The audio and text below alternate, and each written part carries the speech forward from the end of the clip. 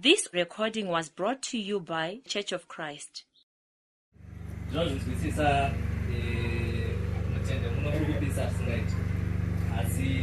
Number 136.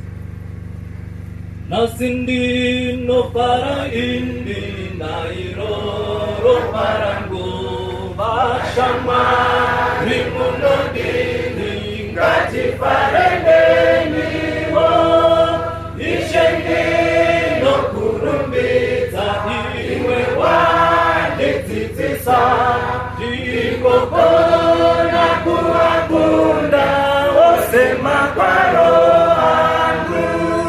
kanandiri muchikoro zvakanaka kwandiri kananda pinda musvondo ndinofara zvikuru ishenge nokurumbidza iwe wandidzidzisa ndikokona kuwakunda osema kwaro